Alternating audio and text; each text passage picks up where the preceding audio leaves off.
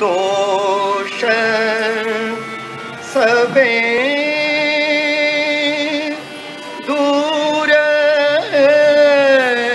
करत, भक्ति भाव जिय में धरत, काज सबे सरत सदा, गावत गुण गाथी। जय जय जय श्री वल्लभ प्रभु श्री विठ्ठलेश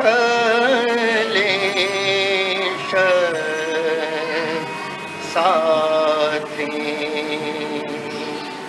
काहे को देह दमत साधन कर मूरख जन, विद्यमान आनंद त्यज, चलत क्यों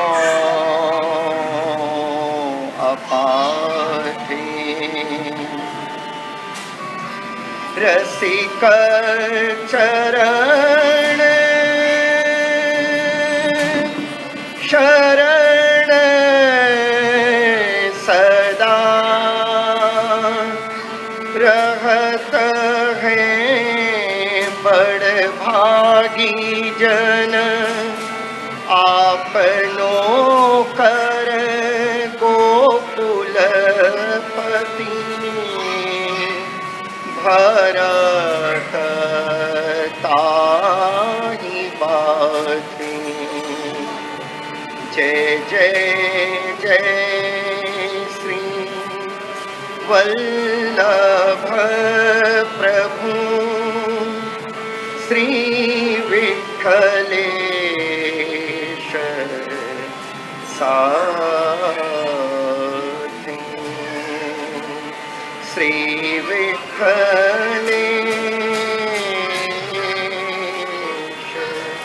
साथी।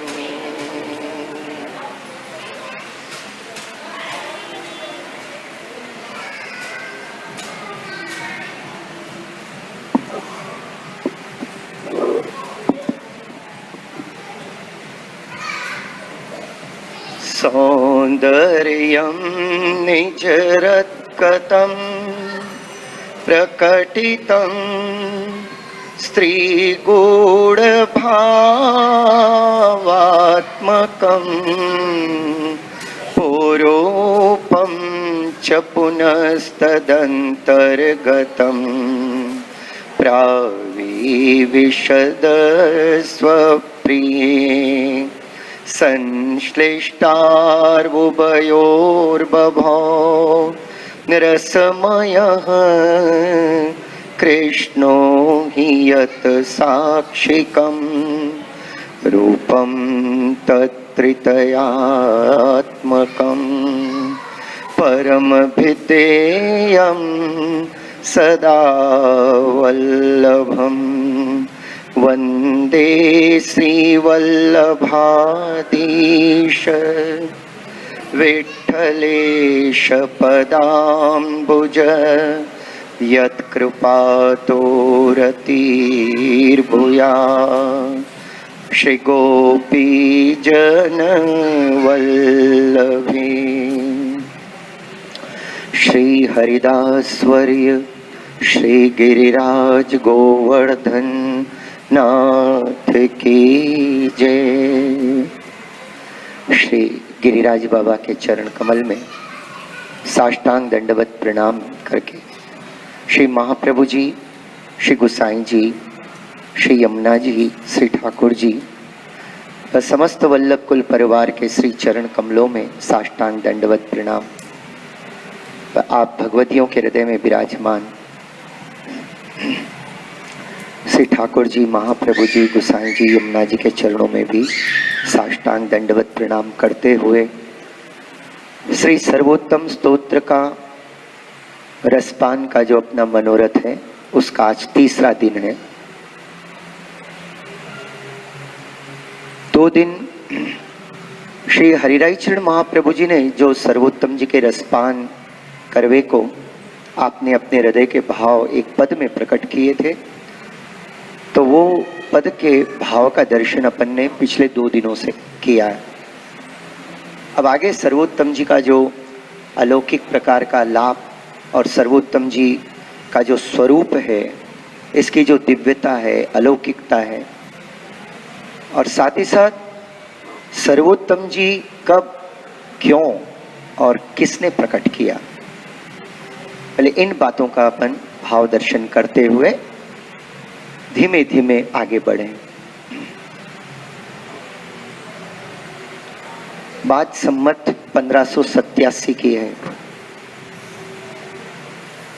कि जब श्री आचार्य चरण को अड़ेल में तीसरी आज्ञा हुई ठाकुर जी की कि आप नित्य लीला में पधारो। जब तीसरी आज्ञा हुई तो इसके पहले 2 आज्ञा हो चुकी थी, पर आपने दैवी जीवों के उद्धार के लिए, अभी सुबोधिनी जी का कार्य आदि बाकी था, तो इसके लिए आपने ठाकुर जी की आज्ञा हुई, लेकिन मन ही मन में प्रभु को विनती करके, प्रभु थोड़ा आपने जिस कार्य के लिए मुझे भिजाया है वो कार्य मैं अधिक से अधिक करूं, ये भाव से 2 बार 2 आज्ञाएं जो श्री आचार्य चरण ने की, उसके उपरांत भी श्रीमद आचार्य चरण ठाकुर जी की आज्ञा के उपरांत भी आप श्री विराजे। और जब तीसरी बार आज्ञा हुई तो आपने अंतःकरण प्रबोध ग्रंथ प्रकट करके अपने अंतःकरण को प्रबोध किया है। आप अपने अंतःकरण के निमित्त से अपने सबके अंतःकरण को आपने प्रबोध किया है। और श्रीमद आचार्य चरण वहां से काशी पधारे। काशी पधार कर भक्ति मार्गीय संन्यास की दीक्षा आपने ली और पूर्णानंद नाम आपका उस समय संन्यास की अवस्था में आपका नाम हुआ। जिन्होंने आपको संन्यास प्रदान किया उन्होंने आपका नाम पूर्णानंद रखा। महाप्रभु जी ने 2 बार प्रभु की आज्ञा का उल्लंघन हो गया, हुआ भगवत सुख के लिए ही, भगवतियों के सुख के लिए, परंतु फिर भी श्री महाप्रभु जी को लगा मैंने आज्ञा का उल्लंघन तो किया है, इसलिए श्री आचार्य चरण माने 1 महीने तक आपने अन्न और जल का त्याग कर दिया और बिल्कुल मौन हो गए। 38वां दिन है श्री महाप्रभु जी का 38वां दिन। और अड़ेल से श्री दमला जी, कृष्णदास जी मेघन, श्री गोपीनाथ जी, आपके बड़े पुत्र गोपीनाथ जी जो उस समय 20 साल के हैं, और श्री गुसाई जी विठलनाथ जी 15 साल के हैं, और भी कई भगवदीय वहां पधारे। श्रीमद आचार्य चरण के पास आपने आए के सबने दंडवत की। उस समय महाप्रभु जी हनुमान घाट पे विराजमान है। सबने आपको दंडवत करके विनती की, कृपानाथ हमारे लिए क्या आज्ञा है। तो महाप्रभु जी ने क्योंकि मौन धारण किया था, इसलिए एक ग्रंथ महाप्रभु जी ने अपनी उंगली से हनुमान घाट के बालुका पर आपने उत्कीर्ण किया, माने ऐसे लिखा उसमें, और वो ग्रंथ आज वैष्णवों को शिक्षा श्लोकी के नाम से प्राप्त है। महाप्रभु जी ने उस ग्रंथ में, जब आपने पूछा कि हमारा कर्तव्य क्या है, गोपीनाथ जी, गुसाई जी आदि आप जब विनती करते हैं, तब महाप्रभु जी ने कहा तुम्हारा और सब वैष्णवों का कर्तव्य एक ही है कि यदा बहिर्मुखा यूयम भविष्यत कथंचन तदा देह काल सा देह प्रवाचिता देयुत सर्वथा भक्षयिष्यन्ति युष्मानितिर मतिर्मम। अगर तुमने कोई भी कारण से प्रभु को अगर पीठ दी, बहिर्मुख हुए, तो फिर ये कली काल है ना, ये आपके इतना प्रभावशाली है, फिर आपके देह और चित्त का भक्षण कर जाएगा। इसीलिए कभी भी प्रभु से विमुख मत होना, प्रभु को पीठ मत देना, हाँ, प्रभु से बहिर्मुख मत होना। बहिर्मुख होना माने प्रभु को भूल जाना और दूसरी बातों के अंदर मग्न हो जाना, उसको ही बहिर्मुखता कहते हैं। महाप्रभु जी ने कहा कि जो भी कार्य करो, भले लौकिक हो, हाँ, अलौकिक हो, पर वो सारे कार्यों में मन हमेशा प्रभु में रखकर ही करो। इसी को सन्मुख रहना कहते हैं कि मन अपना प्रभु को याद करता रहे तो अपन प्रभु के सन्मुख हैं।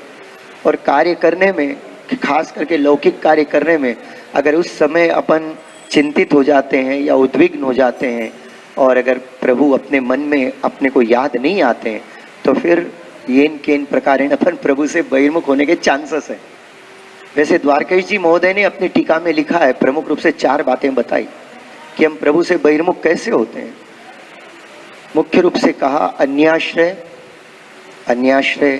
और असमर्पित जीवन, असद आलाप और दुस्संग, ये 4 बातें प्रमुख करके अपने को ठाकुर जी से बहिर्मुख करती हैं। और भी आज के समय में बहुत सी बातें जो अपने को प्रभु के चरण कमल से दूर कर देती है, पर अपने को इस बात का ध्यान रखना चाहिए कि कभी प्रभु से अपना मन प्रभु से दूर नहीं होए। कोई भी कार्य करें उसमें मन अपना प्रभु में लगा रहे तो अपन प्रभु के सन्मुख हैं।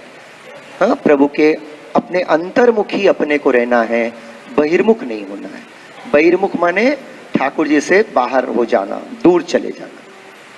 महाप्रभु जी ने ये ग्रंथ पूरा 2.5 श्लोक का है, 3.5 श्लोक। जब महाप्रभु जी ने 3.5 श्लोक में शिक्षा श्लोकी ग्रंथ पूरा किया, उस समय महाप्रभु जी की गोद में श्रीनाथ जी प्रकट हुए, आप विराज गए और श्रीनाथ जी ने 1.5 श्लोक श्रीनाथ जी ने अपनी उंगली से लिखा है। ऐसे टोटल 5 श्लोक का ये शिक्षा श्लोकी ग्रंथ है। वैष्णव, ये बहुत महत्वपूर्ण है। शिक्षा श्लोकी ग्रंथ में देखो, महाप्रभु जी जो जीवन में हर समय एक ही बात कहते हैं, स्मरणम भजनम चापी न त्याजमिति। लेकिन जिस समय शिक्षा श्लोकी का ग्रंथ आपने उपदेश किया तो आप ये बता रहे हैं कि जिनकी मैंने सेवा की बात बताई उनसे कभी बहिर्मुख मत होना। महाप्रभु जी को डर था कि आगे चलकर, सामने तो श्री साक्षात नंद नंदन श्याम सुंदर श्री गुसाई जी विराजमान है, उनके तो कोई संभावना नहीं है।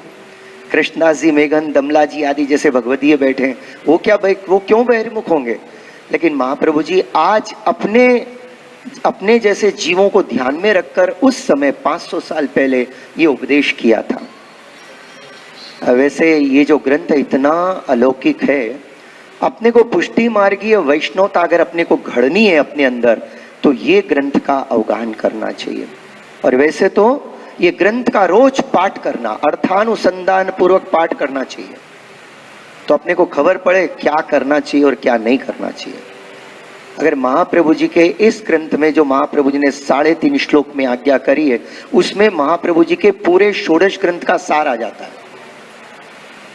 जैसे चतुश्लोकी है 4 श्लोक का, पर सब सार है उसमें। धर्म, अर्थ, काम और मोक्ष, सब प्रकार की बातों का वर्णन महाप्रभु जी ने 4 श्लोक के ग्रंथ में कर दिया।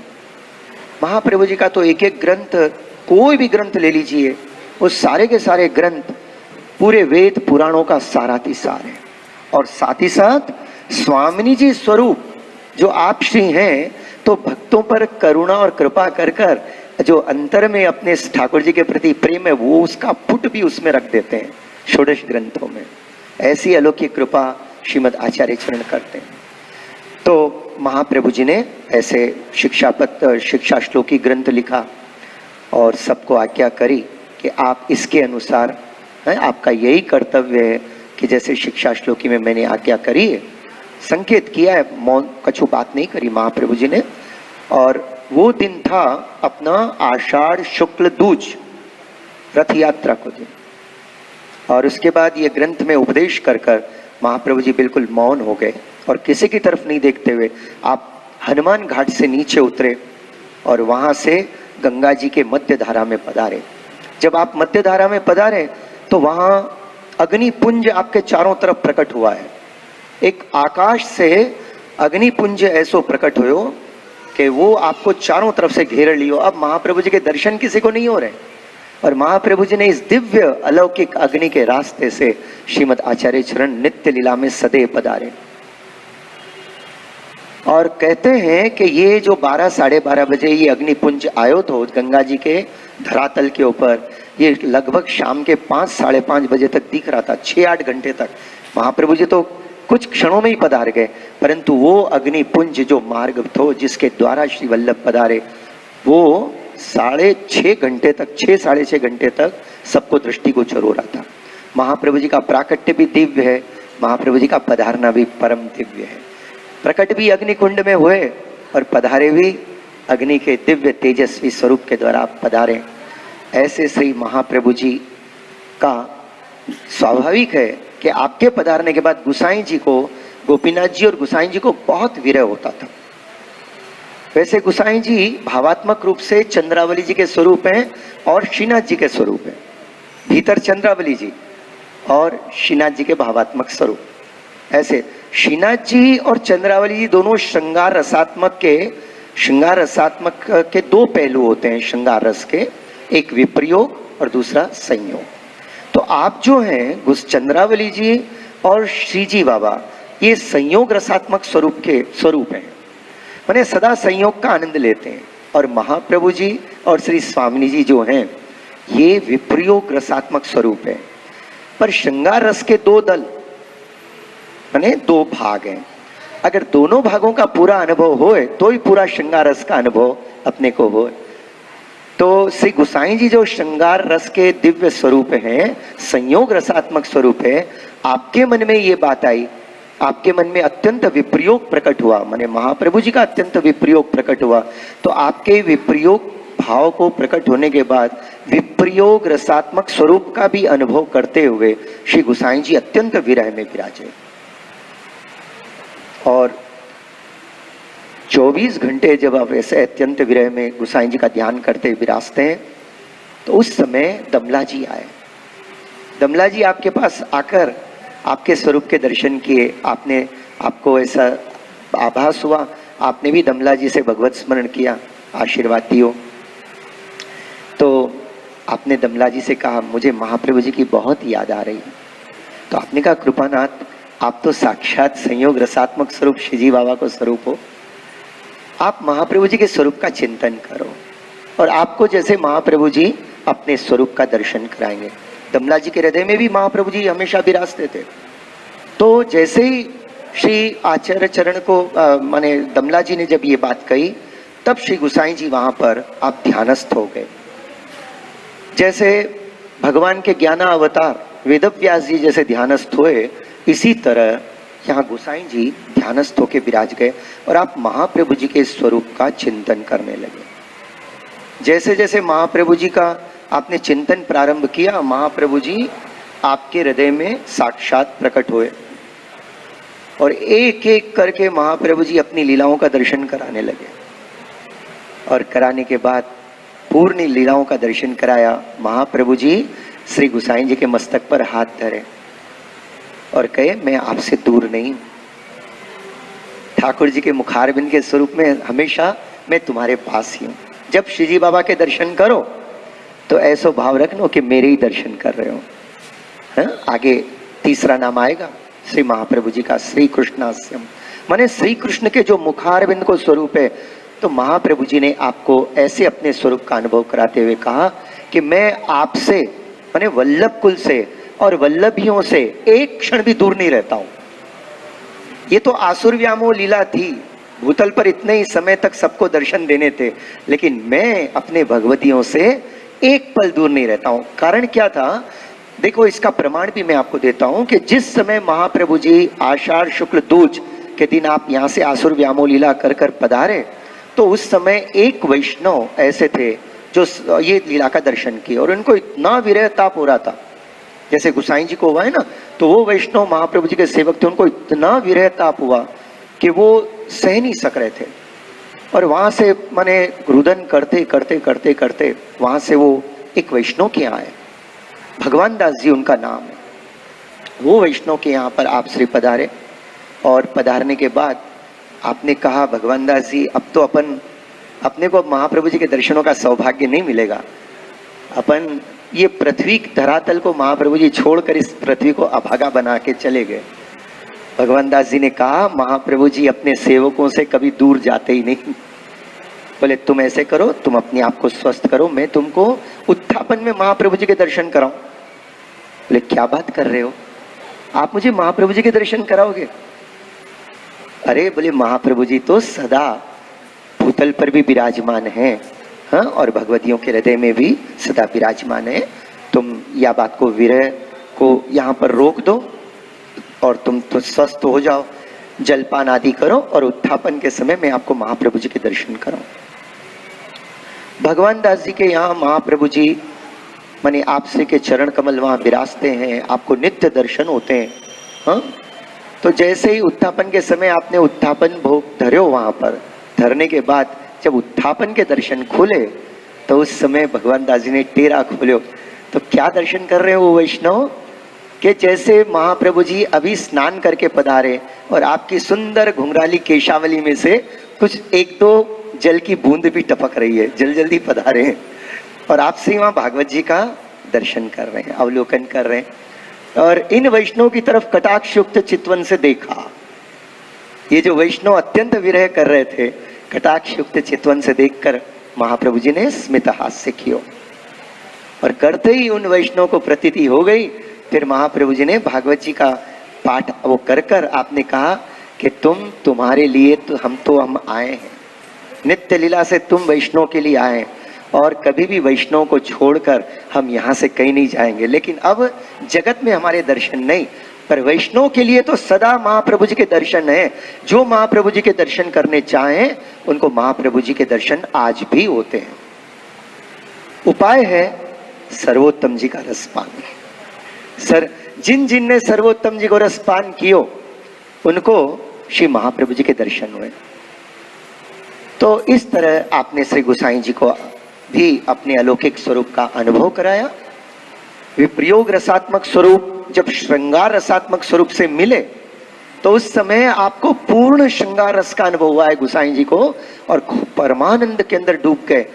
और जैसे ही आपके हृदय में इतना परमानंद प्रकट हुआ तो आपके मुखारविंद से महाप्रभु जी की लीला संयुक्त एक एक नाम प्रकट होने लगा। दमला जी वहीं विराजमान है। सर्वोत्तम जी के प्रथम पंक्ति का प्रथम श्लोक का प्रथम शब्द, प्रथम श्लोक की प्रथम पंक्ति का प्रथम शब्द आप श्री के मुख से निकलता है। प्राकृत धर्मानाश्रयम् अप्राकृत निखिल धर्म रूपमिति निगम प्रतिपाद्यम यत् क्षुद्ध साकृति स्तौमि। ऐसे एक श्लोक से लेकर आपने पूरे 35 श्लोक महाप्रभु जी में उसमें 108 नामों का स्मरण करते हुए पूरा सर्वोत्तम स्तोत्र आप श्री के मुख कमल से सहज में प्रकट हुआ और दमला जी ने उसको प्राप्त कर लिया। सबसे पहले सर्वोत्तम स्तोत्र दमला जी ने प्राप्त किया और फिर बैठकर गोसाई जी के दर्शन करते हुए गोसाई जी के सन्मुख आपने सर्वोत्तम जी को पाठ करके आपको सुनाया। गोसाई जी परम प्रसन्न। तो इस तरह गोसाई जी अपने विप्रयोग रसात भावात्मक अवस्था में आपने सर्वोत्तम जी को प्रकट कियो है। और देखो अपन ने हरिराय चंद महाप्रभु जी ने बताया कि अतिशय करुणा करिया कली में दियो दैवी जीवन को दान, एक एक अक्षर है अधरामृत गुप्त रहस्य गुणगान। ऐसो सर्वोत्तम स्तोत्र जिसकी तुलना किसी से नहीं की जा सकती है, जिसकी तुलना में केवल सर्वोत्तम स्तोत्र ही आवे, अतुलनीय है, अद्वितीय है और आपकी तुलना आपसे ही हो सकती है।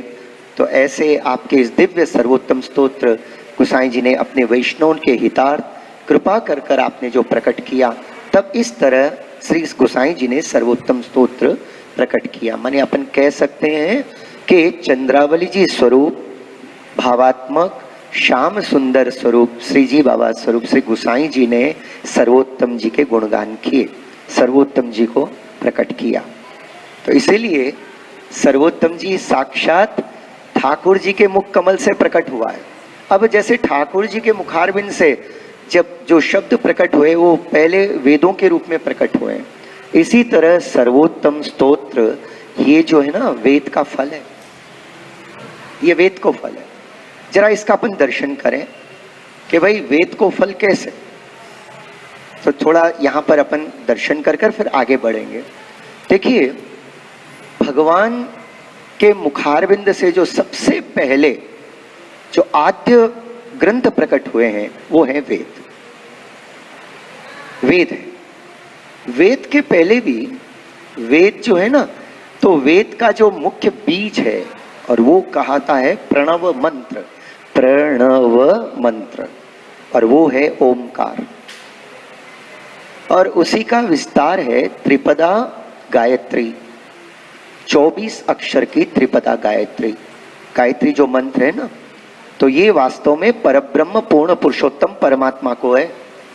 उनका जो एक मन एक सिंपल कैप्सूल समझो, बीज मने कि सब बातें उसके अंदर आ गई है। तो गायत्री मंत्र वास्तव में वेद का बीज है, वेद का बीज माना गया है। तो इसका वृक्ष कौन सा है, अरे वेद मंत्र का वृक्ष कौन सा, तो बोले वेद।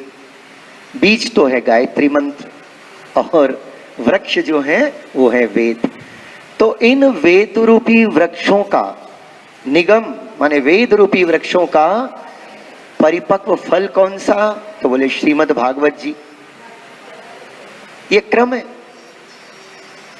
इसी तरह गोसाई जी साक्षात श्रीजी बाबा के स्वरूप हैं। तो आपके मुखारबिंद से जो सर्वोत्तम जी प्रकट हुए ना, तो ये वास्तव में बीज स्वरूप है। और इसका जो वृक्ष है वो है वल्लभाष्टक, जिसमें महाप्रभु जी का स्वरूप आपने वर्णन किया है। और इसका फल है स्फुरत कृष्ण प्रेमामृत, और इन सब का समन्वय है सौंदर्य पद्य। ऐसे 4 ग्रंथ श्री गोसाई जी ने प्रकट किए महाप्रभु जी के स्वरूप को, ताकि यत किंचित अपन महाप्रभु जी के स्वरूप को समझ पाए। अगर गोसाई जी ये 4 ग्रंथ प्रकट नहीं करते तो आज अपन महाप्रभु जी के स्वरूप को जरा भी नहीं समझ पाते। फिर एक बार मैं आपको याद दिलाऊं, सौंदर्य पद्य जिसमें महाप्रभु जी का जो स्वरूप का प्राकट्य है नित्य लीला धाम में, तो कैसे प्रकट होते हैं महाप्रभु जी का अलौकिक स्वरूप कैसा है उसका वर्णन है। वल्लभाष्टक जो है, नहीं उसके पहले सर्वोत्तम जी के जो नाम है, सर्वोत्तम जी में जो महाप्रभु जी के, वो उसका बीज है। और वल्लभाष्टक ये इसका वृक्ष है। और स्फुरत कृष्ण प्रेमामृत के इनके ग्रंथ को करने से फल क्या प्राप्त होता है, वो है स्फुरत कृष्ण प्रेमामृत। संभव हो तो वैष्णवन को ये 4 ग्रंथ के पाठ रोज करने चाहिए। सौंदर्य पद ये तो अपने मंगलाचरण में आता ही है, आ ही जाता है। और उसके साथ सर्वोत्तम जी का तो पाठ अपन लगभग सब करते हैं, पर वल्लभाष्टक और स्फुरत कृष्ण प्रेमामृत का पाठ भी अपने को करने के लिए मन में उत्साह रखना चाहिए। और अपने गुरु के चरण कमल में बैठकर अपन इन ग्रंथों को भी एक बार सही उच्चारण समेत अपन करें और गुरुदेव का आशीर्वाद प्राप्त होवे। तो फिर कोई वैष्णव के पास जो इन पाठ को बरोबर गुरुदेव कहे हाँ ये बरोबर कर रहे हैं, इनसे तुम सीख लो, तो फिर उनसे सीखो। लेकिन पहले गुरुदेव का आशीर्वाद प्राप्त करो, गुरुदेव की आज्ञा जिस पर होवे उनके द्वारा सीखो। हाँ, वल्लभाष्टक, स्फुरत कृष्ण प्रेमामृत और सर्वोत्तम जी, तो इस तरह ये ग्रंथों में श्री आचार्य चरण का स्वरूप प्रकट हुआ है। तो जैसे वेद का प्रणव मंत्र बीज है, इसी तरह सर्वोत्तम स्तोत्र का ये जो उसका जो बीज है, उसमें सर्वोत्तम जी में जो नाम प्रकट हुए ना वो है। और इनका वृक्ष है श्री वल्लभाष्टक रूपी ग्रंथ, जो 8 श्लोकों का ग्रंथ है, जिसमें महाप्रभु जी के स्वरूप का वर्णन कर रहे हैं, आपका स्वरूप कैसा है। और तीसरा, आप में इन पाठ को करने से, महाप्रभु जी के इन नामों का स्मरण करने से क्या अलौकिक फल प्राप्त होता है, वो है स्फुरत कृष्ण प्रेमामृत के अंदर आपने प्रकट किया। तो इस तरह ये जो ग्रंथ है, सर्वोत्तम स्तोत्र जो ग्रंथ है, ये वेद का भी परम फल है। वेद का परम फल है। तो अपन जब सर्वोत्तम स्तोत्र का पाठ करते हैं ना, तो सामवेद के गान करने का फल प्राप्त होता है। अगर आप बैठकर सामवेद का गान करो और उससे जो फल प्राप्त होवे, उससे अधिक ये सर्वोत्तम स्तोत्र के गान को फल है। क्योंकि गुसाई जी ने तो पहले ही बताया, 4 वेद, 17 पुराण, भगवत गीता और फिर 18वां महापुराण श्रीमद् भागवत, इनके पाठ किए थे भी अधिक फल सर्वोत्तम जी के पाठ का है। ऐसो अलौकिक इसके अंदर अपने को गुसाई जी ने आज्ञा करी। तो सर्वोत्तम स्तोत्र का महात्म्य इतना अद्भुत है, इतना अलौकिक है कि अपन लौकिक बुद्धि से तो समझ ही नहीं पाते।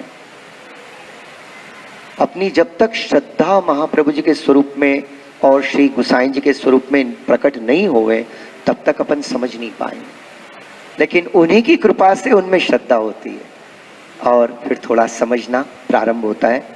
जैसे आज अपने पर श्री गिरिराज बाबा के चरणों में तरेटी में अपन बैठे, तो अपने हृदय के अंदर श्री महाप्रभु जी, श्री गुसाई जी, श्री गोकुलनाथ जी, अपने गुरुदेव व अपने आदरणीय जिन जिन के अपन ने दर्शन किए, वो सब वल्लभ कुल, जैसे श्री किशोर चंद्र महाराज श्री गोविंद राय जी महोदय, श्री नीरज बाबा, आदरणीय आप श्री का स्वरूप, और यदुनाथ जी महाराज, श्री द्वारकेश जी महोदय, 5-7 स्वरूप अपने यहाँ भूतल, यहाँ हैदराबाद में पधार कर अपने पर कृपा करते हैं।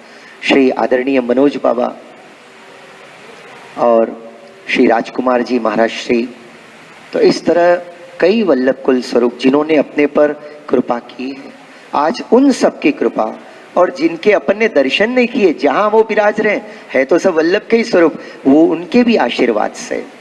तो आज समस्त वल्लभ कुल जो मूल में वास्तव में वल्लभ कुल में सब वल्लभ ही स्वरूप हैं, है तो मूल में श्री महाप्रभु जी।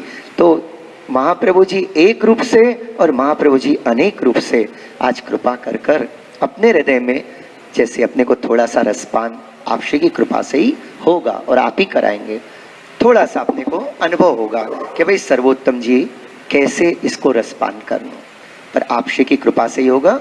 इसलिए पुनः पुनः अपन श्री महाप्रभु जी, गुसाई जी और समस्त वल्लभ कुल अपने गुरुदेव को अपन वंदन करें। अब यहाँ सर्वोत्तम जी को अलौकिक चिंतामणि कहा गया है। चिंतामणि समझने के लिए ये सारी बातें महात्म्य में आती हैं कि सर्वोत्तम जी चिंतामणि है। तो चिंतामणि माने क्या? देखिए 3 अलौकिक रत्न हैं। एक है कल्प वृक्ष, और दूसरा है कामधेनु गाय, और तीसरा है ये चिंतामणि रत्न। कहते हैं कि समुद्र मंथन के समय ये तीनों रत्न समुद्र मंथन में से प्रकट हुए, और उनमें से कामधेनु गाय जो है ना, तो ये तो वशिष्ठ जी के आश्रम के अंदर उन वशिष्ठ जी को प्रदान की गई, क्योंकि कोई भी हो, कोई भी उत्तम कार्य पहले ब्राह्मण को दक्षिणा देनी चाहिए ना। तो कामधेनु गाय वशिष्ठ जी को दी, तो वशिष्ठ जी के आश्रम में रहकर कामधेनु गाय जो भी आश्रम में आते थे उनकी सबकी जरूरत पूरी करें ऐसे। और कल्प वृक्ष स्वर्ग में, चिंतामणि ये भी स्वर्ग में। कहते हैं इनकी पूजा कर कर, इनकी पूजा कर कर, इनको वंदन कर कर, इनके पास बैठकर जो कुछ मांगा जाए वो अपने श्रद्धालु भक्त की इच्छा पूरी करते हैं। इसीलिए इच्छा पूरी करने में इन 3 रत्नों को याद किया जाता है, कामधेनु, कल्पवृक्ष और चिंतामणि।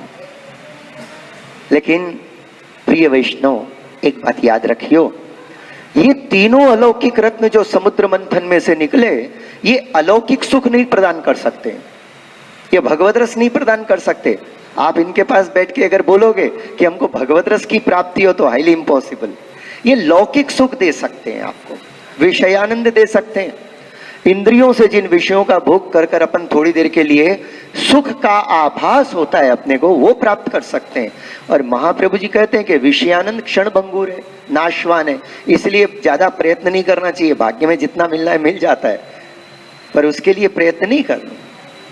ये विषयानंद जो है ना, आनंद 3 प्रकार को, विषयानंद, ब्रह्मानंद और भजनानंद।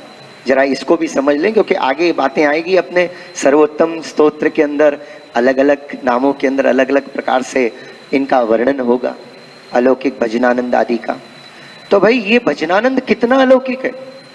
कृष्ण को अधरामृत माने क्या, कृष्णाधरामृता स्वाद माने ये भजनानंद, इसको भजनानंद कहते हैं।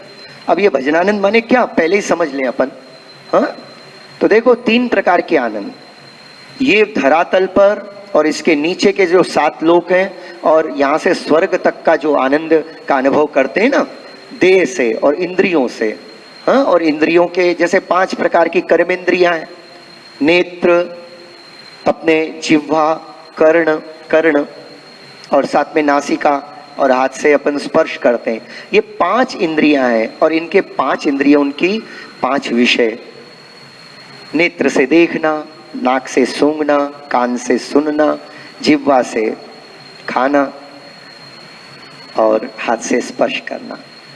ये 5 विषय, 5 इंद्रियां, पूरा जीवन इसी में डूब जाता है। सामान्यतः प्रवाही जन का जीवन इन्हीं इंद्रियों के विषयों को भोगते भोगते पूरा हो जाता है। और इनसे, इनके द्वारा जो कुछ भी सुख की प्राप्ति होती है ना थोड़ी देर के लिए, वो भी आभास है, सच्चा सुख नहीं, कच्चा सुख है, नाशवान है। जैसे भोजन किया, बहुत भूख लगी, सुंदर सी थाली सामने आई, अमरस, अभी उष्णकाल के दिन है, बहुत सुंदर अमरस ठाकुर जी ने आरोग्यो, आहा, एक कटोरी बहुत आनंद आयो, दूसरी कटोरी खूब आनंद आई, तीसरी कटोरी में थोड़ा थोड़ा तृप्ति होने लगी।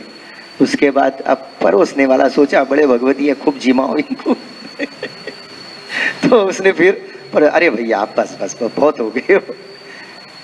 उसके बाद वो बोले और लो, तो अब तो यहाँ तक आ गए, आप तो जरा ही, जो इतना प्रेम और आनंद आ रहा था अब नहीं आयो। बोले भैया बहुत हो गया, ऐसा हो तो मैं आगे से नहीं आऊंगा, इतनी जबरदस्ती करे तो मतलब जिन विषय के सुख को भोगने में पहले पहले थोड़ा आनंद आया, वही विषय जब ज्यादा मिलने लगा तो फिर बेजारी आने लग जाए। ध्यान देना, हर इंद्रिय के विषय ऐसे ही हैं, इनसे ज्यादा सुख नहीं मिलता है और इनको प्राप्त करने में भी दुख बहुत है। इन इंद्रियन के सुख को प्राप्त करने के लिए बहुत दुख भोगना पड़ता है। और ये जो सुख भोगते हैं ना, सुख भोगने के समय थोड़ा लगता है आहा बहुत सुख भोग रहे हैं, लेकिन इसका फल भी दुख है, इनका फल भी दुख ही होता है। तो ऐसे दुख देने वाले और विषय के सुख के अंदर, ठीक है अपन गृहस्थ जीव हैं, साधारण जीव है, इतना अपने को ज्ञान नहीं है, परंतु थोड़ा थोड़ा इनमें संयम रखना चाहिए। कहने का मेरा तात्पर्य इतना ही है। परमहंस तो सुखदेव जी, नारद जी जैसे महात्मा सभी हैं, हाँ, वशिष्ठ जी हैं, ऐसे कई महापुरुष हैं। अपन साधारण जन हैं, महाप्रभु जी के चरण कमल को जो आश्रय करते रहे, अपन केवल इतना सा नियम ध्यान रखनो कि भगवान ने जो अपने को विषय दिए हैं, समझे, जो धर्मयुक्त विषय हैं, उनको प्रभु को समर्पित करो और फिर सेवन करो, तो आपकी स्थिति वही हो जाएगी जो सुखदेव जी की है। देखा क्या सुंदर प्रकार महाप्रभु जी ने अपने को समर्पित जीवन का बताया। अब कैसे, देखो नेत्र को क्या है, नेत्र को रूप देखना अच्छा लगता है ना।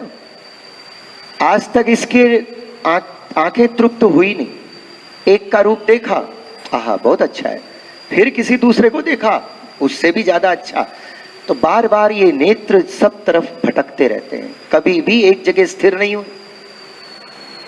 लेकिन इन नेत्रों की प्यास जगत के रूप को देखकर कभी पूरी नहीं होती है भाई। और जगत का रूप तो ऐसा है, समय समय के साथ क्षीण भी होते रहता है ना, होता है ना। तो वास्तव में इन नेत्रों में जो देखने की शक्ति है, अगर ये कोटि कंदर्प लावण्य स्वरूप श्री श्रीजी बाबा के मुखारविंद को निहारें, अपने घर में विराजमान ठाकुर जी के मुख कमल को निहारें और उनको अपने नयन में बसा के रखें, और उस समय जो इसको रसात्मक आनंद की प्राप्ति होती है, तो ये नेत्र इंद्रिय का सदुपयोग है। अक्षणवताम फलमिदम, गोपीजन कहती हैं कि नेत्रधारियों का फल यही है कि ये जो प्रकट हुए ना साक्षात परब्रह्म पूर्ण पुरुषोत्तम रसो वैसे श्री कृष्ण, और अभी वृंदावन में जो लीला कर रहे हैं, हाँ, ऐसे प्रभु के रूप को निहार कर अपने नेत्रों के द्वारा हृदय में विराजमान करना, यही इन नेत्र इंद्रिय की सफलता है। और बाकी तो जिधर देखो बस नेत्र इंद्रिय की शक्ति खर्च होती है। कभी मन में कोई विकार भी आ सकता है, अगर प्रभु में दर्शन, प्रभु में भाव नहीं है तो संसार का रूप कभी आपके मन को विकृत भी कर सकता है, बुद्धि को विकृत कर सकता है भाई। पर बुद्धि को सुंदर बनावे भगवान का दिव्य स्वरूप। इसी तरह सर्व इंद्रियों का ऐसा ही है।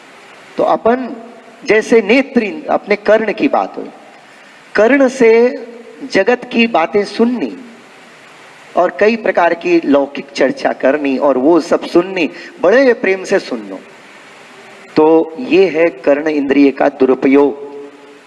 और मेरे भाई बहन, कभी किसी की निंदा तो सुनो ही मत। कोई करे तो बोलना भैया तेरे को पांव पड़ता हूं, तेरे हाथ जोड़ूं, तेरे पांव पड़ूं, किसी की बात मेरे आगे मत कर, तू जाने और तेरा काम जाने, लेकिन मुझे तो मत कहे, है ना।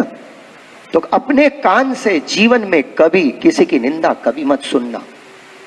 किसी के अवगुण कोई कहता हो तो बोलना भाई मेरे पर इतनी कृपा कर, तू बस किसी की बात मोते मत कहे, तेरी बड़ी कृपा होगी। अगर इतना ही है तो बैठ जा, बैठ के थोड़ी देर एक आध कीर्तन सुना दे या थोड़ा सा प्रभु का नाम सुना दे, लेकिन ये तेरा धन तेरे पास, मुझे ये धन नहीं चाहिए। वहां कड़क बन जाओ, कोई बैठकर निंदा स्तुति करते रहे, हाँ तो वहां से उठ जाइए, आप उठ जाइए। वो करने वाला हक्का बक्का रह जाएगा, चुपचाप चले जाएगा, फिर उसको समझा कर देना, क्योंकि सेकंड टाइम फिर आएगा तो फिर वही काम करेगा ना। तो इसलिए उसको बोलना भैया मेरे आगे निंदा स्तुति मत कर, करना ही है तो प्रभु के गुणगान श्रवण करा, कुछ बोल ताकि मैं सुनूं, और नहीं तो भगवत नाम ले, अगर नहीं तो प्रेम से भगवत नाम ले, और कोई दूसरा विषय नहीं मिलता है। तो अपने कर्ण के द्वारा या तो प्रभु के गुणगान सुनने चाहिए, हाँ, या भगवदीय की वार्ता सुननी चाहिए अपने 84,292 वैष्णव की, या और भी जो अपने वल्लभ कुल जो अपने को वचनामृत कहते हैं, आज उनकी सीडी ई आदि सब कुछ प्राप्त है, आप उसका श्रवण करो। पर इन कानों का दुरुपयोग कभी लौकिक सांसारिक बातों को सुनने में ज्यादा उपयोग नहीं करना। जितना जरूरी है, दो बातें पर बहुत कंट्रोल करना चाहिए, जितना जरूरी है उतना ही सुनिए और जितना जरूरी है उतना ही बोलिए, बाकी जबान पे भी कंट्रोल। निरुद्ध वचनों, हरिराय चरण महाप्रभु जी शिक्षा पत्र के पहले दूसरे श्लोक में कहते हैं, निरुद्ध वचनों वाक्यम आवश्यकम उदाहरण, जितना आवश्यक है जगत में उतनी बात करो, नहीं तो अपनी वाणी को बिल्कुल निरोध कर लो, कभी बोलो ही मत। अरे इतना ही बोलेंगे ना, पता नहीं अपने मूड में रहते हैं यार, कितना ही जाओ बात ही नहीं करते। चलो करो, बात करो, लेकिन भगवत संबंधी बात करो, भगवत संबंधी चर्चा करो। क्या करना है लौकिक संबंधी चर्चा करके, क्या मिलने वाला है भाई उससे?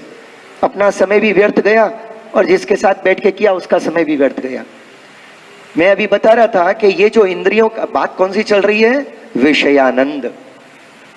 महाप्रभु जी कहते हैं विषयानंद तुच्छ है, समझे, इसमें डूबना नहीं। तो मैं प्रैक्टिकली थोड़ा सा याद कर रहा हूं, भैया आप लोग तो सब उत्तम हो, सच्ची बोल रहा हूं। नहीं, आप लोग ऐसा समझते, बोलने वाले जरा ऐसा स्टाइल मारते होंगे भाई, मैं तो जो हृदय की बात है वो कह रहा हूं। हकीकत में ये वास्तव में देखा जाए ना तो मैं यहां सीखने के लिए आता हूं, सच्ची, केवल सीखने के लिए। और याद रखता हूं जाते जाते, अरे आज ये बात आई थी, अरे मेरे मन तू इस बात को बोलता तो बहुत है, वो तो महाप्रभु जी की कृपा से कुछ निकलता है, पर तेरे सीखना तुझे है। ये तो सामने जो बैठे हैं ना, ये सब महान है, सिद्ध लोग हैं, सब अलौकिक हैं, पर आपकी कृपा से आपके सामने बैठकर केवल याद कर रहा हूं कि ऐसे होना चाहिए। मैं अपने मन को कहता हूं कि देख मन, कभी किसी की निंदा मत करियो, करने का मन ही मत कर। अगर मन हो जाए तो उस समय कान पकड़ लेना अपना और एक दो माथे पे मारना, अरे क्या फालतू बात सोच रहा है। उस समय याद रखना कि विवेक माने विवेक धैर्याश्रय ग्रंथ में महाप्रभु जी कहते हैं, विवेकस्तु हरि सर्वम निजे इच्छाते करिष्यति। अरे इस जगत में जो कुछ भी है सब हरि का स्वरूप है, तो हरि के गुणगान करो भाई। हरि की कहां दोष देखते हैं अपन, समझ गए? हरि के गुणगान करने चाहिए। कोई आ गए हो सामने तो उसके साथ बैठो, आनंद से भगवदीय के संग बैठ का लाभ लो, लेकिन केवल और केवल प्रभु के स्मरण का, बाकी अन्य कोई बात नहीं। अन्य बातों में तो कंजूस बन जानो, जितना आवश्यक है उतना ही बोलनो और उतना ही सुननो।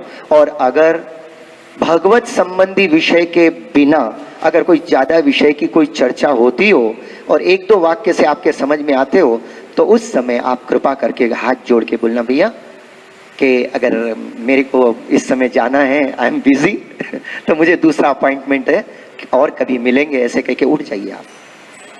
ये अशिष्टता नहीं है, ये उन वैष्णव जो भी सामने बैठा है और वो जो आपको 10 बातें बता रहा है, उसको 10 बातें कहने के अपराध से वो बचे। वो एक तो उसको अपराध से बचाया, और ऐसी बातें सुन सुनकर जो अपने कान के द्वारा जाकर, जैसे नेत्र के द्वारा भी मन विकृत हो सकता है, ऐसे नेत्र से कुछ रूप देखकर, तो इसी तरह कान के द्वारा कुछ शब्द ऐसे होते हैं जो अपने मन को विकृत कर सकते हैं। इसीलिए वो मुझे बड़े गांधी जी के 3 बंदर बड़े अच्छे लगते हैं मुख पे हाथ, कान पे हाथ और आंखों पे हाथ। ये क्या कहना चाह रहे हैं? ये कोई मजाक नहीं था। अरे वो ऐसे महात्मा थे, वो भी वैष्णव थे वो ऐसे महात्मा थे, उन्होंने कह दिया अगर जगत में भले कुछ भी होगा भाई, दोष के सागर होंगे, लेकिन अगर तुम्हारे हृदय को आनंद रस से भरना है तो इन 3 बंदरों का ध्यान करो। मुझे बंदर बड़े प्यारे लगते हैं मेरे घर में छोटे छोटे बच्चे होते हैं ना, तो जैसे अभी एक छोटी है तो मैं उसको बोलता हूँ ये तो बंदरिया है गोकुल की। गए थे तो शायद आ गई, मन में आ गया, ठाकुर जी ने भेज दिया तो ऐसे छोटे छोटे प्यारे प्यारे वो बंदर की तरह यों यों यों करते रहते हैं और उनके हाव भाव ऐसे रहते हैं। आदमी 2 बार बंदर के दर्शन होते हैं, एक तो बचपन में और फिर जब बूढ़ा हो जाए ना तो देखो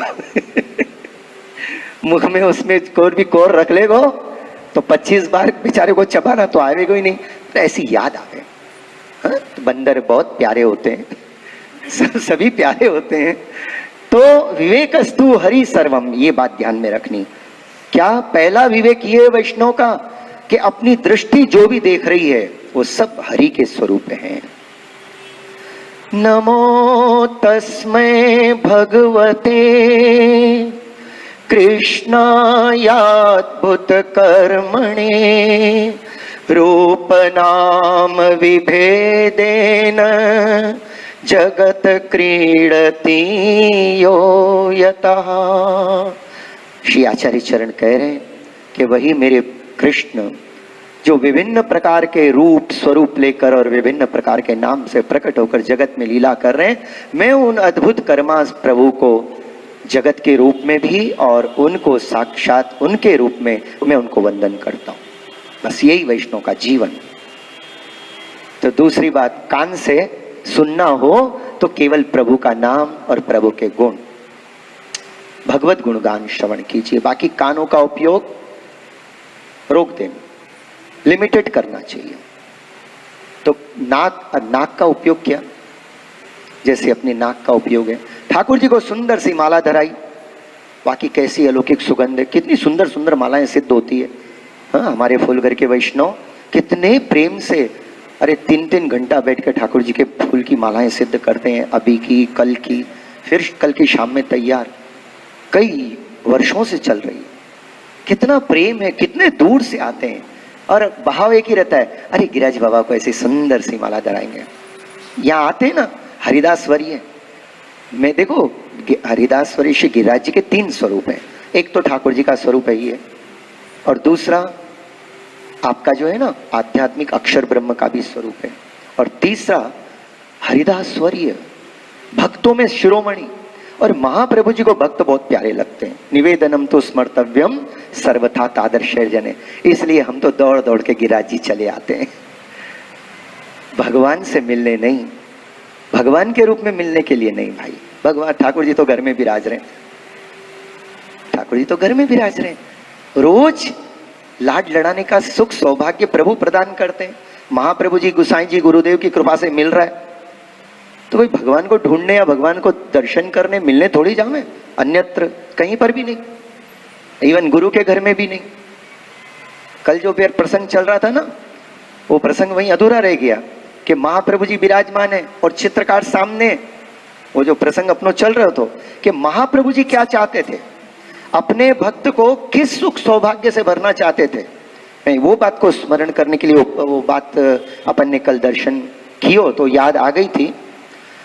तो महाप्रभु जी ने कहा, अरे भैया मैंने तोते कहो हो तो ना कि हमारे को तो बस घर जैसा चाहिए और इसमें कोई कलश आदि नहीं चाहिए। ये तुमने कलश भी कर दी और ध्वजा आदि सब प्रकट कर दी, ये हमें नहीं चाहिए। अब वो बोला, महाराज मैं तो ऐसे ही किया था, मैंने तो कलश भी नहीं बनाया और ध्वजा भी नहीं बनाई, पर न जाने कैसे बन गई। महाप्रभु जी ने कहा, ऐसे कैसे हो सकता है अच्छा जा, अब जा ध्यान से बनाए के लाइयो। तो गया, बहुत सावधानी से देखने लगा, सब स्केल आदि से माप के बहुत सुंदर मंदिर बनाया। मंदिर के लिए महाप्रभु जी ने कहा जो प्रकार था वो कहा बहुत अच्छा है, जहां जो बात रहनी चाहिए वही है, लेकिन ये मत रख, इसको घर जैसा बना। हमको हमारे ठाकुर जी को तो घर में पधरानो है, तो इसलिए घर जैसा बना।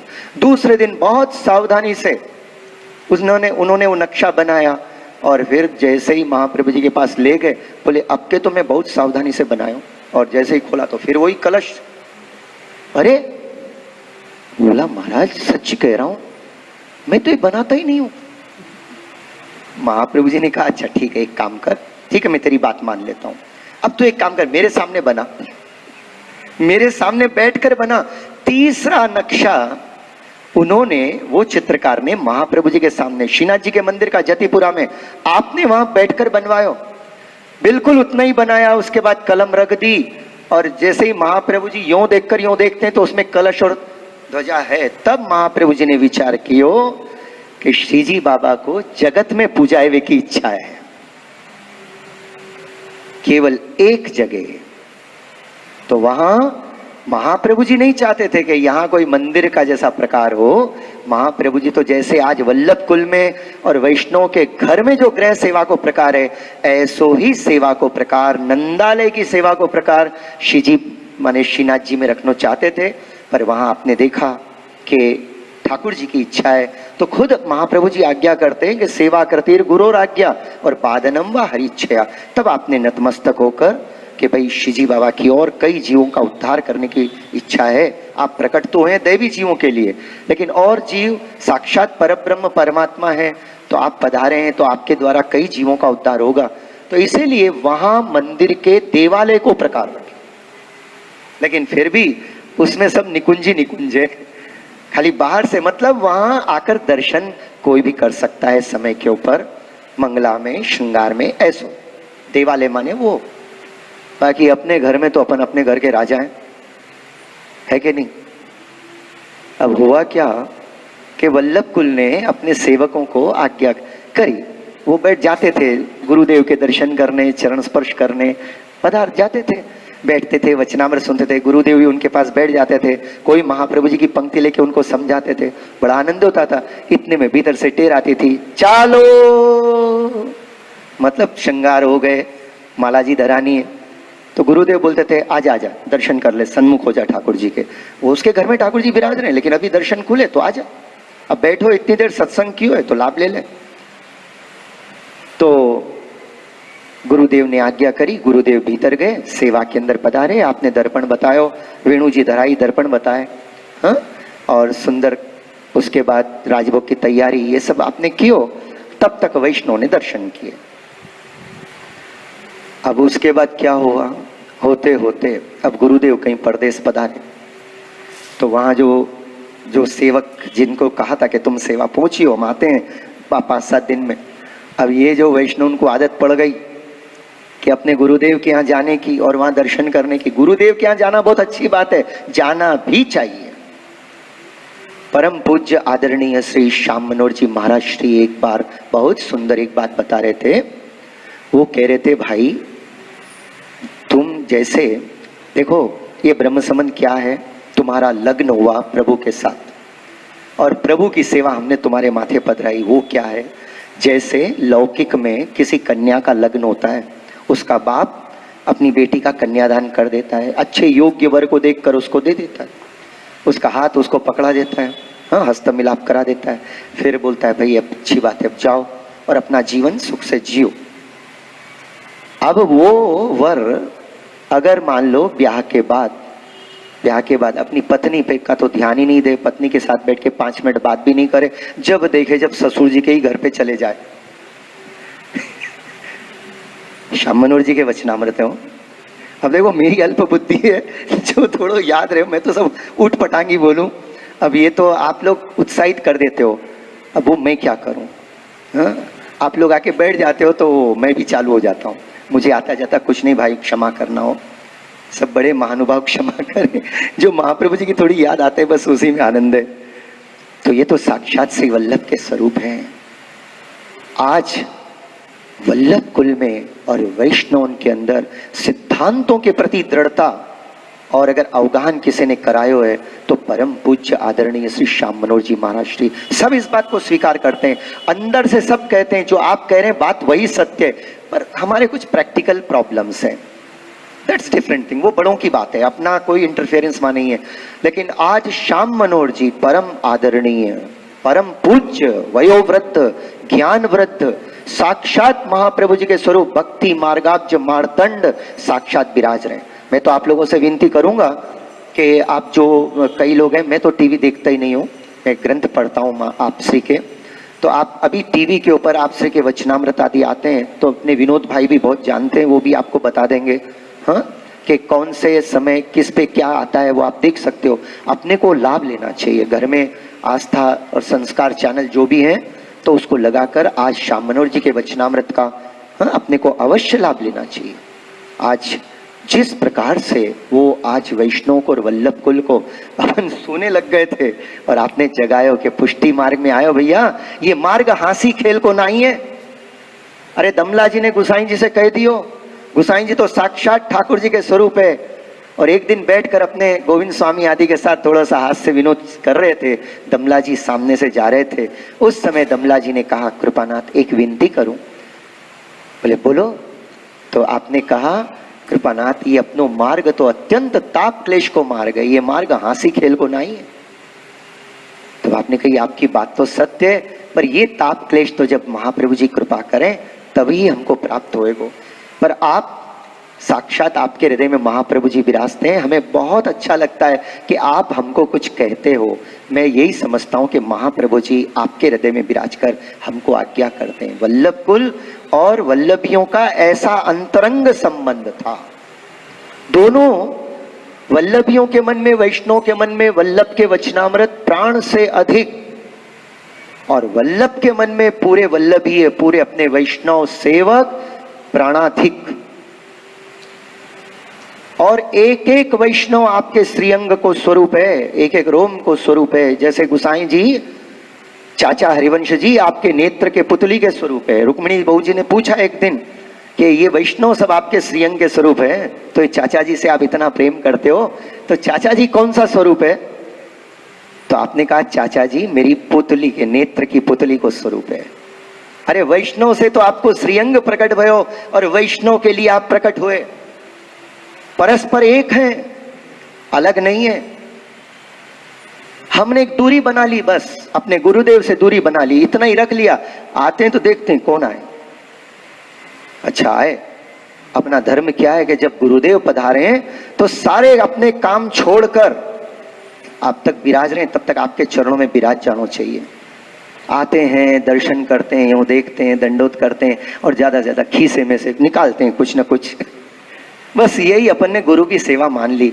अरे उसमें वो भी है, सेवा है अवश्य, क्योंकि गुरु के सामने कभी खाली हाथ नहीं जाना चाहिए। पर गुरुदेव क्या एक्सपेक्ट करते हैं, महाप्रभु जी क्या एक्सपेक्ट करते हैं अपने से भाई? ये जो बुद्धि है ना अपनी, वो कहते हैं चरणार बिंद में दंडवत करने को मतलब और भेंट करने को मतलब ये है कि तेरी बुद्धि हमको भेंट कर। हमने तो ये तो समझा नहीं और निकालते हैं 10 की नोट और 100 की नोट और गुरुदेव के चरण स्पर्श कर कर रख देते हैं और उसके बाद टाटा गुड बाय। अब गुरुदेव क्या करें? अरे गुरुदेव के पास जाओ तो उनके 10 मिनट उनके चरणों में बैठो, जब तक वो वचनामृत करते हैं बैठो।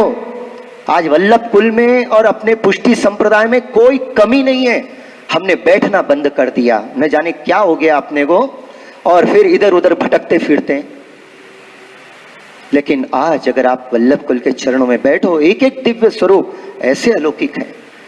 तो बात चल रही थी अपने परम पूज्य आदरणीय श्री श्याम मनोहर जी महाराज श्री की, तो आपने कहा, बताया ब्रह्म संबंध माने क्या? अरे भाई तेरा ब्रह्म संबंध हमने कराया और तेरे को वर के रूप में तेरे को ठाकुर जी को प्राप्त कराया, और तूने ठाकुर जी को घर में ले जाकर घर जमाई बना दिया। तो जैसे आप कहते हैं कि एक ब्याह हो जाए और उसके बाद वो वर एक सहज अपना जीवन, दाम्पत्य जीवन जीने के बजाय 24 घंटे ससुर के घर के चक्कर मारते रहे, जब देखे जब उसके दीवान खाने में जाके बैठ जाए, ससुर बोले ये क्या चक्कर है भाई? अरे तू जिसके चक्कर मार उसको मैंने अपने घर से दे दिया, अपने कलेजे का टुकड़ा तेरे को दे दिया, अब तू मेरे घर के चक्कर क्यों मार रहा है? तो कुछ डाउट चालू हो जाता है, भाई ये आ क्यों रहा है?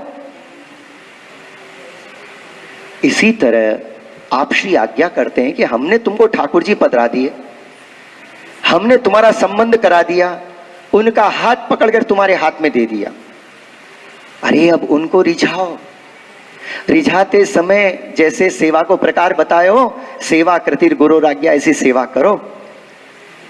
तुम्हारा मन और तुम्हारे प्रभु का मन जिस बात में प्रसन्न रहे वो करो। ये बार बार हमारे पास भाग के क्यों आते हो? सेवा में जैसे अपने महाप्रभु जी प्रसन्न होए, ऐसा अपने को सेवा में तत्पर रहना चाहिए। सेवा के अंदर ठाकुर जी के सुख का खूब विचार करना। जहां कोई बात समझ में नहीं आती है, तुरंत अपने गुरुदेव के चरणों में दंडवत फोन कर कर दंडवत प्रणाम करके आपसे पूछना, कृपानाथ यहाँ आप कृपा करके मुझको समझाओ, कोई बात समझ में नहीं आ रही है। हाँ, ये मोबाइल, ये फोन, ये सब किस काम के? अगर आपको कहीं कोई शंका होती है ना, तो तुरंत आप फोन मिलाओ अपने गुरुदेव को, अपने जो गुरुदेव है उनको दंडवत करो, कृपानाथ मुझे जरा ये बात समझा दो, ये कैसे, इसका मतलब क्या है? आप तुरंत विनती करो और आपको उसी समय समाधान मिलेगा। कोई भी वल्लभ कुल जो है आज सब के सब साक्षात महाप्रभु जी के स्वरूप है। तो ऐसे वस्तुतः देखा जाए तो अपना चित्त जैसे रखना चाहिए ठाकुर जी की सेवा में, तो ये रहता क्यों नहीं है? महाप्रभु जी ने सेवा फल में 3 बातें बताई कि उद्वेग, भोग, उद्वेग और प्रतिबंध। तो इसमें जो भोग है ना, ये उसकी बात चल रही है विषयानंदों की। तो मैंने 2-3 बात आपको बताई। तो इनका अलौकिक विनियोग क्या है इंद्रियन का, कि इनसे नाक से ठाकुर जी के सुंदर पुष्पों की माला की सुगंध प्राप्त करना, ये नाक का सदुपयोग है। और वो सुगंध 24 घंटे याद करते रहना। जगत में कहाँ है भाई ऐसी सुगंध?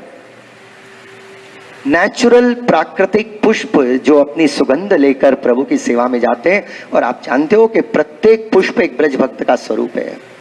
और ब्रज भक्तों के हृदय में क्या रहता है? प्रभु के प्रति अपार प्रेम, अपार स्नेह। जब अपन इन ब्रज भक्तों को इनके माध्यम से इनके पीछे जब जाते हैं, तो उस समय अपने हृदय में उन ब्रज भक्तों की कृपा से ठाकुर जी प्रेम स्वरूप होकर अपने हृदय में विराज जाते हैं। तो नाक के द्वारा ऐसे भगवत सेवा होती है। कान के द्वारा देखी अपन ने। अब जिह्वा इंद्रिय एक है पर काम 2 है, इसलिए इस पर कंट्रोल बहुत ज्यादा करना पड़ता है। जो फास्ट स्पीड की फास्ट ट्रैक जो कार्स होती है ना, उनके कंट्रोल करने के लिए ब्रेक पे बहुत ध्यान देना पड़ता है। जो छोटी मोटी कारें होती है वो तो आराम से चलती रहती है, लेकिन जो फास्ट ट्रैक्स होती है, जो 4 वेज के ऊपर भागती है, 120-150 किलोमीटर पर आवर की स्पीड से भागती है। अब देखो, अगर सडन ब्रेक लगाया गाड़ी लुढ़क जाए। तो इस तरह अपनी हर इंद्रियन के विषय के ऊपर उनको भागने मत देना, उनको कंट्रोल रखना। ऐसे महाप्रभु जी ने बताया कि विषयानंद में मन को लगाना नहीं चाहिए, विषयानंद को हमेशा संयम में नियंत्रित करना। स्पर्श है, जो सुख ठाकुर जी के स्पर्श से प्राप्त होता है वो जगत में और कहीं प्राप्त नहीं होता। ऐसी अपनी सब इंद्रियन को प्रभु के स्वरूपानंद में लगाना। तो ये तो हुआ विषयानंद। अब कल अपन ब्रह्मानंद और भजनानंद का स्वरूप देखेंगे। श्री वल्लभाधीश की जय। કેટલો ભાઈ હા વિધાયક